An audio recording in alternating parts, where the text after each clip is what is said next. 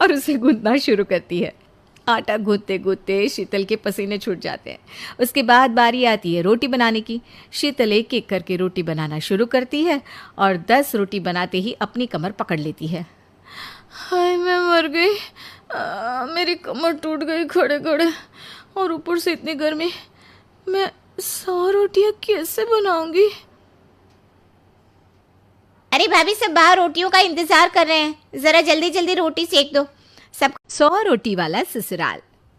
सुनो जी, मुझे तो शीतल की बड़ी फिक्र रहती है।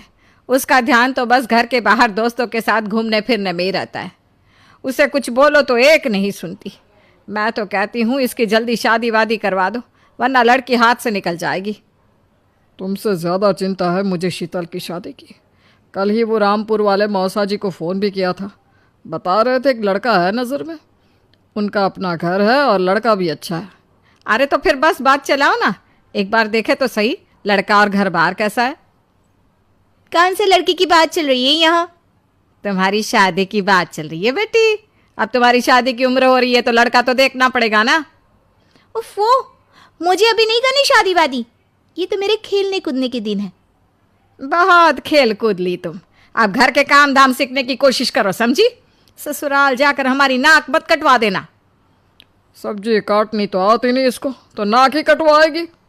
अरे मैं इसे शादी तक अच्छे से सब सिखा दूंगी। आप तो बस उस लड़के से इसकी शादी के बाद चलवाओ। कुछ दिनों बाद कुणाल और उसकी माँ शीतल को देखने घर आते हैं। कुणाल दिखने में बड़ा ही स्मार्ट होता है। शीतल तो उसे देखती ही रह जाती है।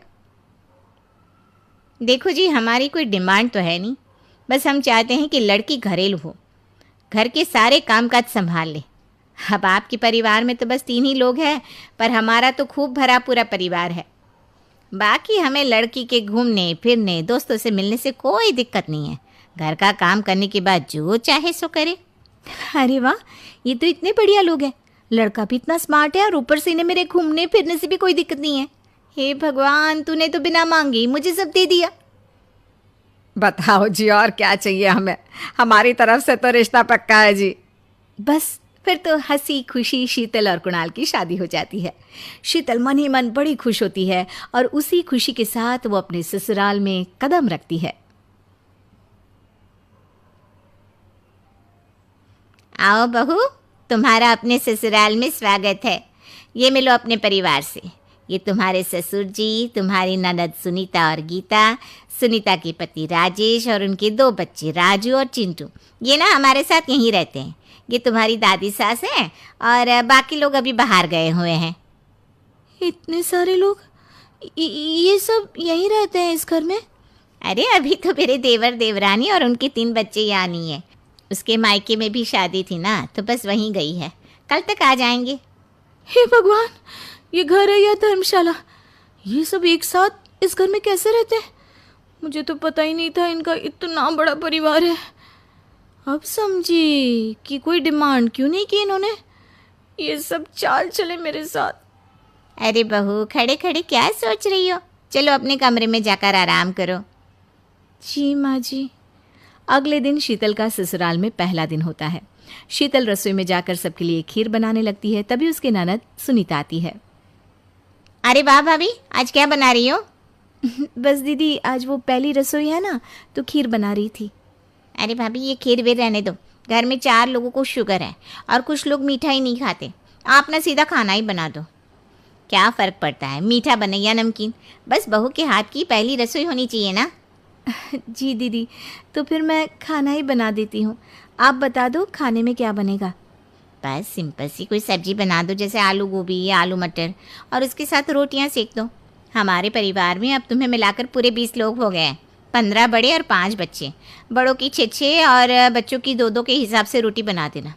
चलो मैं चलती हूँ, सब देख लेना। हाँ, बड़ों की 6 रोटी, मतलब कि 15 लोगों की 90 रोटियाँ, और बच्चों की 2 रोटी, मतलब 5 बच्चों की 10 रोटियाँ। 90 और 10 मतलब कुल मिलाकर 100 रोटियाँ। हाय, मैं तो मर गई। 100 रोटी अकेले कैसे बनाऊंगी? माँ, ये तुमने मेरी शादी कहाँ कर दी? शादी से पहले तो मैंने कभी 4 रोटी से ज़्यादा नहीं बनाई। शीतल एक बड़ी सी परात में 100 लोगों के हिसाब से आटा निकालती है और उसे गूंथना शुरू करती है। आटा गूंथते गूंथते शीतल के पसीने छूट जाते हैं। उसके बाद बारी आती है रोटी बनाने की। शीतल एक एक करके रोटी बनाना शुरू करती है और 10 रोटी बनाते ही अपनी कमर पकड़ लेती है। हाय मैं मर गई, मेरी कमर टूट गई खड़े खड़े, और ऊपर से इतनी गर्मी। मैं 100 रोटियां कैसे बनाऊंगी? अरे भाभी, सब बाहर रोटियों का इंतजार कर रहे हैं, जरा जल्दी जल्दी रोटी सेक दो। सब 100 रोटी वाला ससुराल।